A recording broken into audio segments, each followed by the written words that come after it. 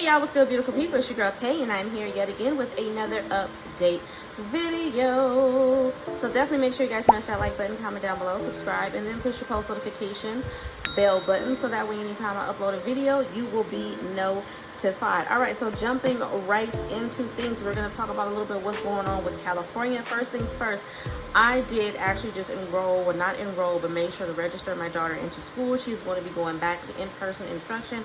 Now I know I had previously said that I didn't want her to, but I believe this is going to be the last year in elementary school, and I don't want her to be home. I want her to be able to enjoy the time that she has left in that particular school, because we're going to be moving and all those things, you know what I mean? So anyways, when I called them, I was asking them about the free lunch and what is that, the lunch, breakfast, free or reduced price meals, and she said that there is no application this year. And then I found this article came out by the Sacramento Bee about an hour ago. It says all California students can get free meals at school. Okay, the days of forgetting your lunch money are gone, at least in California. The state's Department of Education is implementing a universal meals program for school children. Starting the school year 2022-2023, all public school students can get free lunch and breakfast according to the department's website. Okay, California is the first state to have a statewide free school meals program.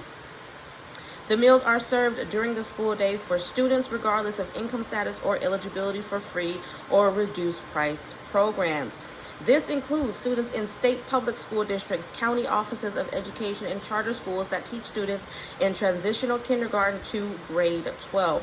The program is a part of the State Assembly Bill 130, which focuses on education, finance, and was signed by Governor Gavin Newsom last year in 2021. Funding comes from the Department of Education, and that's all the information that's available for that as of right now. But I think that's really, really cool. Whether or not that's going to affect PEBT moving forward is another thing. But I do think that considering how everything is going right now and the fact that people are still struggling, that regardless of income, kids can at least go to school and get those 2 meals for free. So bravo for that. Moving on, I want to stay within the same topic though. We have another article here talking about LAUSD's superintendent who lays out the future for the district. Okay, now I'm not a part of LAUSD school district, but for those of you who are, it says the Los Angeles Unified School District Superintendent Alberto Carvalho welcomed the Los Angeles community back to school for the 2022-2023 school year with his first opening of school's address titled Imagine the Possibilities. The event was held in downtown Los Angeles at the Microsoft Theater in advance of school starting on August the 15th. For my child, though, it starts on the 17th. So during his address, Carvalho spoke about the challenges facing the district as well as possibilities that lie ahead. He says it's no secret that Los Angeles Unified has navigated difficult years, some of which resulted from the pandemic and some of which existed long before. But change is coming and possibilities are on the horizon. Most view reform at an institution like Los Angeles Unified as necessarily protracted. Community reform by nature does not have to be protracted or slow. It can be quick. And we will be making changes and reforming the way Los Angeles Unified conducts business in a swift and unapologetic manner. I don't know why I'm getting my words fumbled up today, but bear with me, y'all. When a child is born in Los Angeles, they deserve the best we have to offer. Every single day, students enter our buildings and deserve a world-class education that prepares them for the world that will that prepares them for the world that will be rather than the world that was. Okay, now is the time to change, and there may not be another opportunity. So he outlined the district's new strategic plan, unanimously adopted by the Board of Education for 2022 and 2026, and announced new products and offerings to coincide with each of the 5 pillars of the plan. It represents critical areas the district will focus on over the next 4 years: academic excellence, joy and wellness, engagement and collaboration, operational effectiveness, and investing in staff. All I think are significant.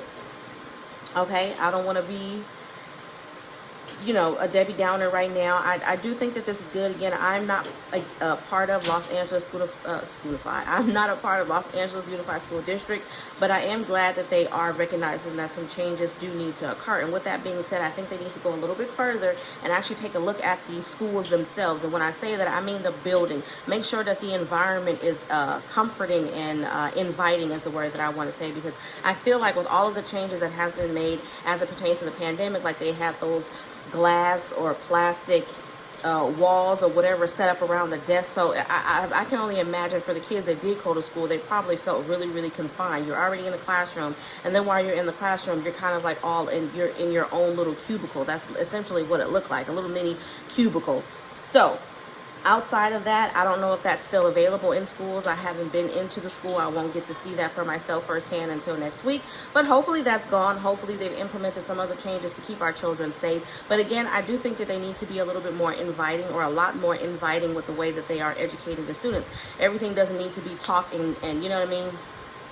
Talk and command and then just do. I do wish that they would take a look at the curriculum for all schools across the United States of America, because there's definitely a lot of information that I feel is lacking, and a lot of information that just doesn't make any sense. And there's a lot of stuff just in general that I know when I was growing up and when I was going to school was just kind of like, how is this going to help me in the long run? I don't know if they still have these classes, but I remember taking home ec when I was in high school. I remember taking a cooking class when I was in high school. I remember, you know what I mean? Like, things made sense. Again, I don't know if they have these courses available now. I know that they like to give these kids these little fake dolls for the sake of home ec and make them take care of this little electronic baby or whatever. And that's kind of like, to me, it's kind of like whatever. It's still not going to give them the same experience. There's really nothing that you can do, honestly, to prepare for parenthood, in my experience, except to experience it, okay? But there are other areas that they can definitely develop and take a look at more often. I do think that both men and women need to learn, or young children need to learn those basic skills, okay? So home ec needs to be a little bit more, how do I say it? I kind of feel like home ec was based more for females. I do think that they need to make it for both male and female, okay? I do think that there are skills, like I said, on a basic level that both man and female need to learn.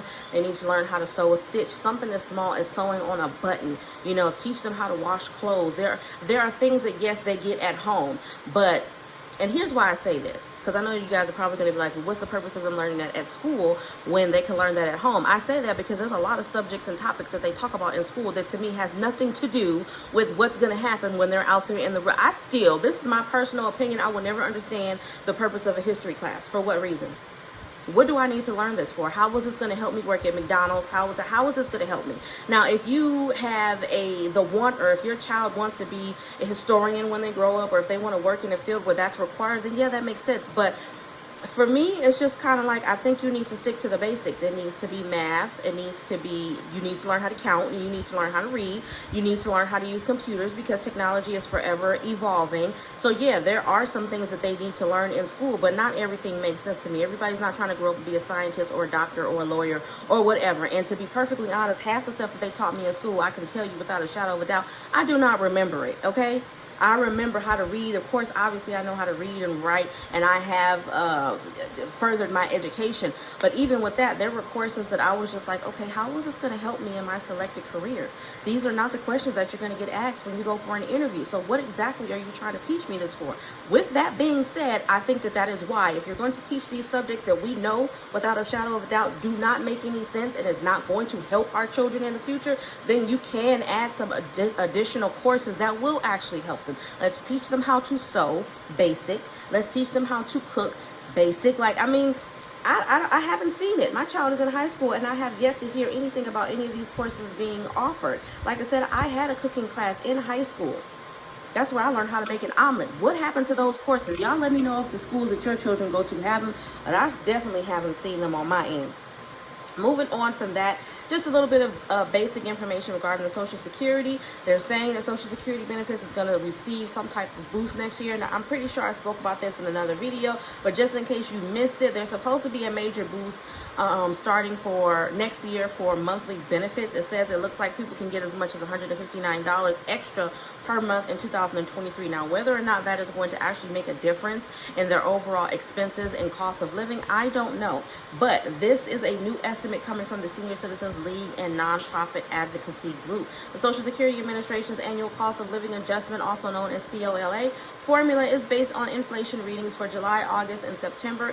Even if inflation peaked in July, the readings for the next 2 months are still likely to be significantly higher than in years past, given the consumer prices have remained at 40-year highs for most of 2022. Okay, we have Mary Johnson, who is a policy analyst and editor at the Senior Citizens League, and she is currently projecting an annual adjustment of 9.6%. You guys are probably going to see this all over YouTube in so many different videos. Just stay updated, look for the information. I do want to look this up on the Social Security website, because sometimes some of this stuff be like fluff pieces where they just basically bring information that they've already utilized and that's already out there and available for public eye and put it in this article to make it seem like it's something different than what you already know. So a 9.6% adjustment would compare with an increase of 5.9% that was given last year. So it's going to jump from 5.9% last year to 9.6 next year. Okay, again, whether or not that's actually going to make a difference,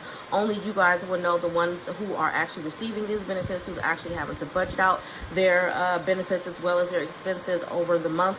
I definitely think that they need to be giving more. That's just my personal opinion. I think there should be a bare minimum for all people receiving Social Security for their, I don't know if this is retirement or whatever type of income this is. I believe that they should start off at no less than $2,000. I believe the last time I checked it was like around $1,600, but I think that $2,000 should be the bare minimum. Okay, bare minimum, just period.